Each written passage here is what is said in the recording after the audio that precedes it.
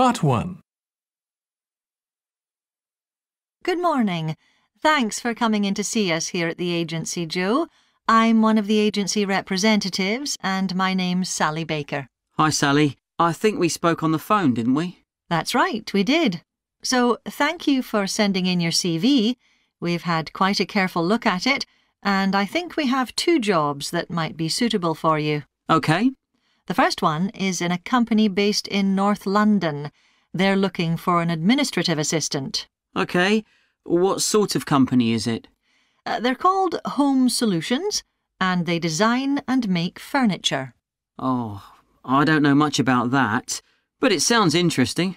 Yes, well, as I said, they want someone in their office, and looking at your past experience, it does look as if you fit quite a few of the requirements. So on your CV it appears you've done some data entry? Yes. So that's one skill they want. Then they expect the person they appoint to attend meetings and take notes there. OK. I've done that before, yes. And you need to be able to cope with general admin. Filing and keeping records and so on. That should be OK. And in my last job, I also had to manage the diary. Excellent. That's something they want here too. I'd suggest you add it to your CV. I don't think you mentioned that, did you? No. So, as far as the requirements go, they want good computer skills, of course, and they particularly mention spreadsheets. That should be fine. And interpersonal skills, which would be something they'd check with your references. I think that should be OK, yes. Then they mention that they want someone who is careful and takes care with details. Just looking at your CV, I'd say you're probably all right there. I think so, yes. Do they want any special experience? I think they wanted some experience of teleconferencing. Oh, I've got 3 years' experience of that. Let's see. Yes, good. In fact, they're only asking for at least 1 year, so that's great.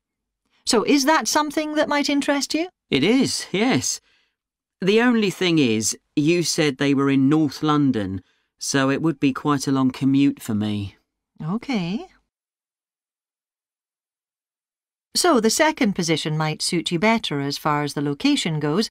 That's for a warehouse assistant, and that's in South London. Yes, that would be a lot closer. And you've worked in a warehouse before, haven't you? Yes.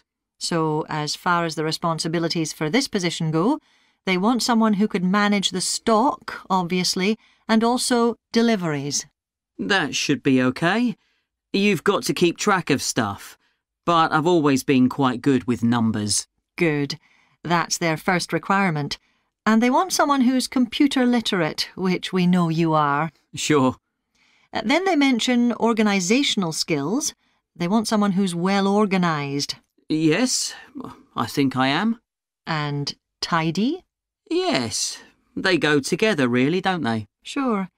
Then the usual stuff. They want someone who can communicate well, both orally and in writing. OK. And for the last warehouse job I had, one of the things I enjoyed most was being part of a team. I found that was really essential for the job. Excellent. Yes, they do mention that they want someone who's used to that, yes. Now, when you were working in a warehouse last time, what sorts of items were you dealing with? It was mostly bathroom and kitchen equipment, sinks and stoves and fridges. So you're OK moving heavy things? Sure. I'm quite strong, and I've had the training. Good.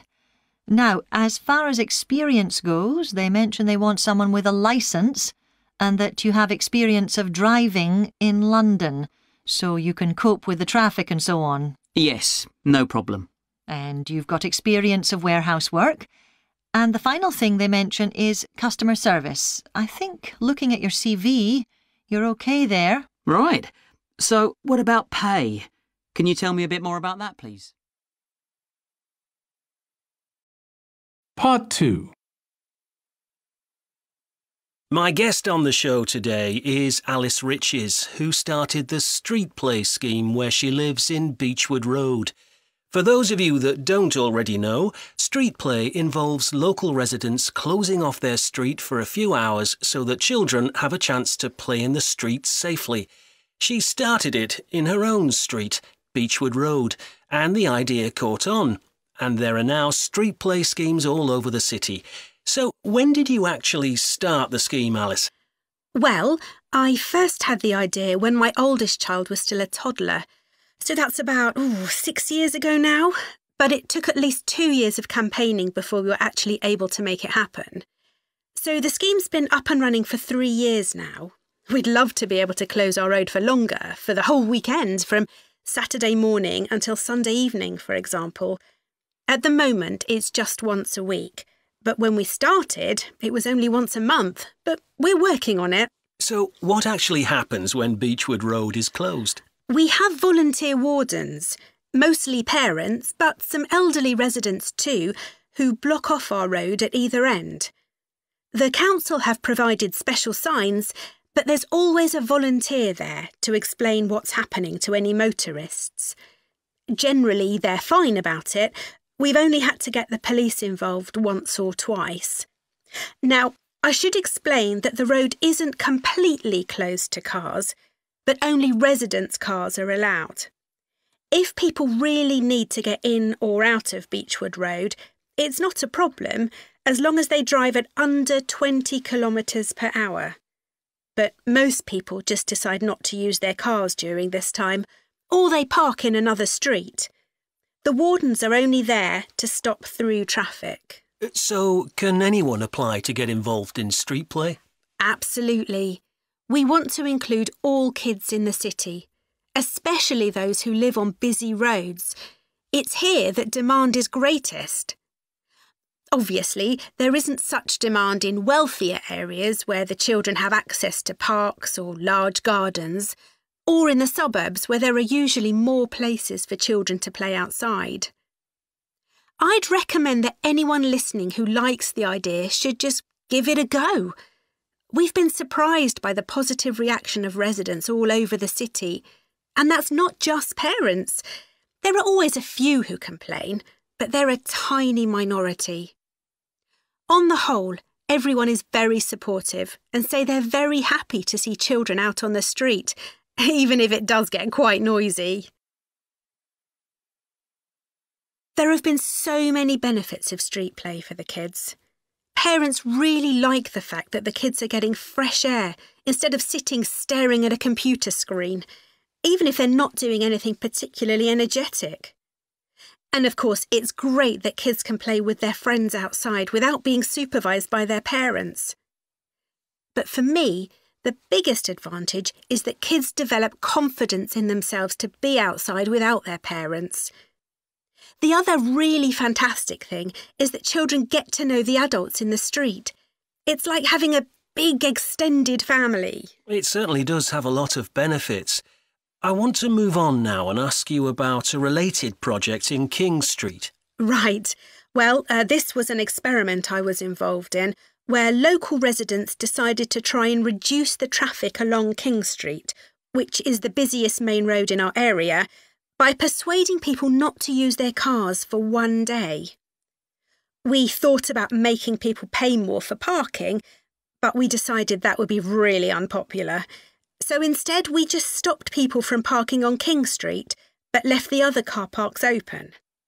It was surprising how much of a difference all this made. As we'd predicted, air quality was significantly better.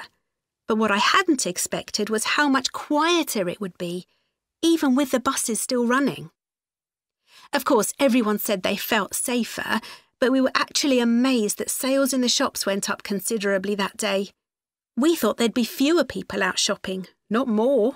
That's really interesting. So the fact that the street was... Part 3.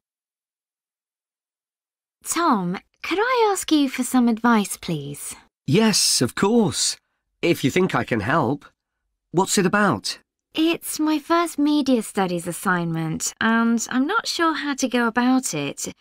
You must have done it last year. Is that the one comparing the coverage of a particular story in a range of newspapers? That's right. Oh, yes.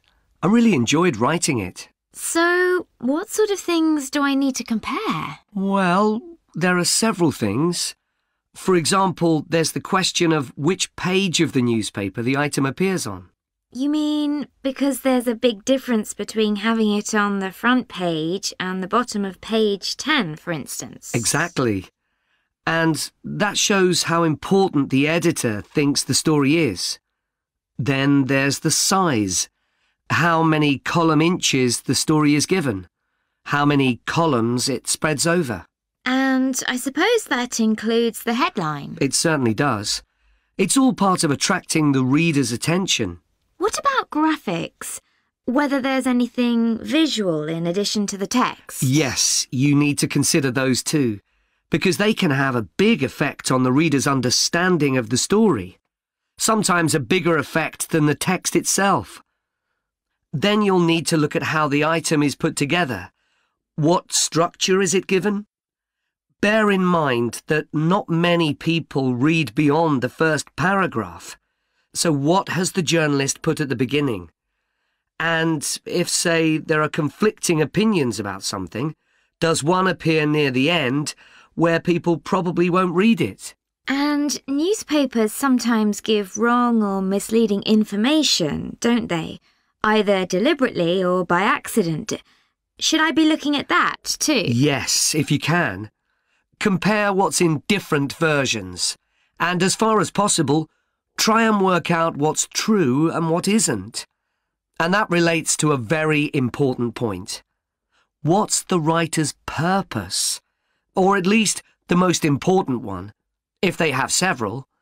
It may seem to be to inform the public, but often it's that they want to create fear or controversy, or to make somebody look ridiculous.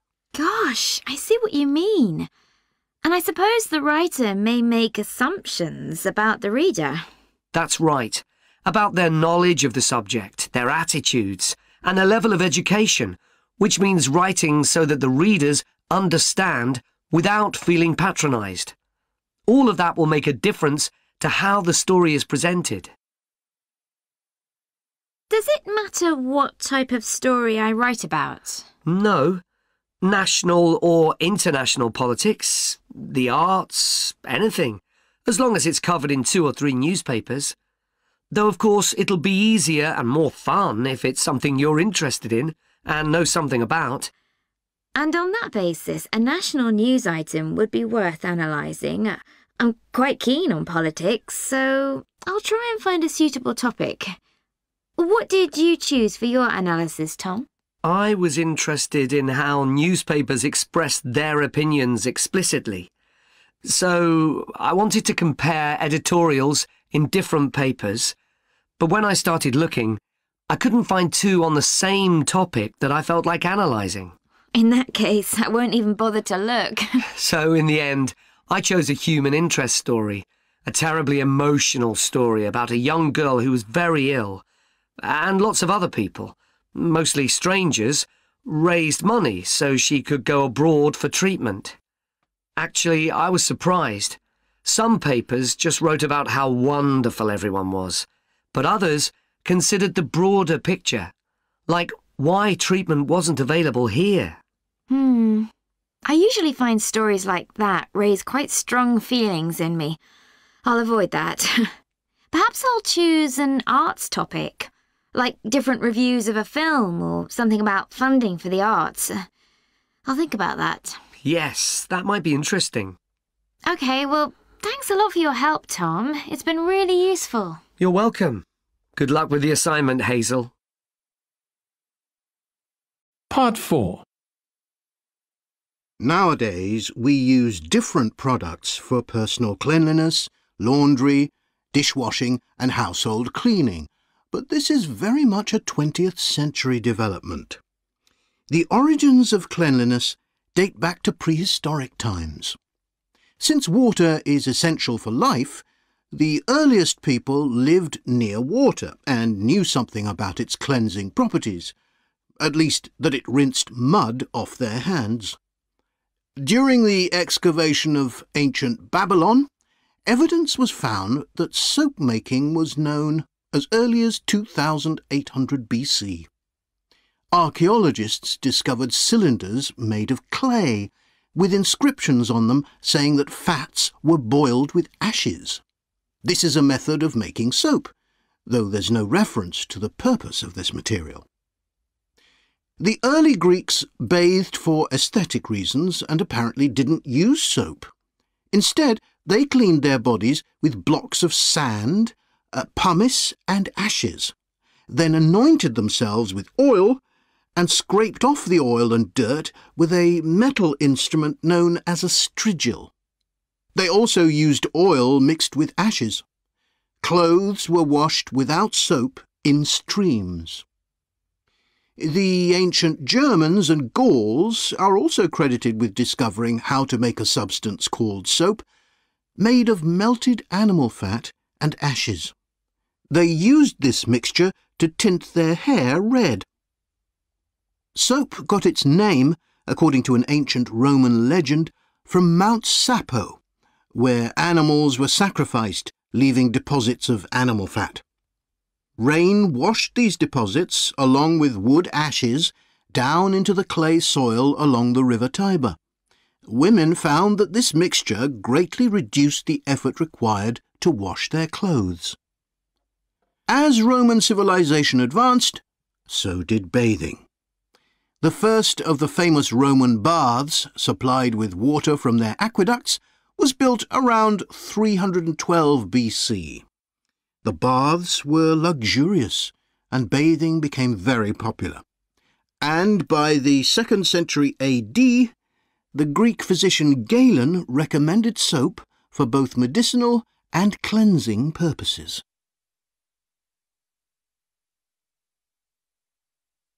After the fall of Rome in 467 AD and the resulting decline in bathing habits, much of Europe felt the impact of filth on public health. This lack of personal cleanliness and related unsanitary living conditions were major factors in the outbreaks of disease in the Middle Ages, and especially the Black Death of the 14th century. Nevertheless, soap-making became an established craft in Europe, and associations of soap makers guarded their trade secrets closely. Vegetable and animal oils were used with ashes of plants, along with perfume, apparently for the first time. Gradually, more varieties of soap became available for shaving and shampooing, as well as bathing and laundering. A major step toward large-scale commercial soap-making occurred in 1791, when a French chemist, Nicolas Leblanc, patented a process for turning salt into soda ash, or sodium carbonate.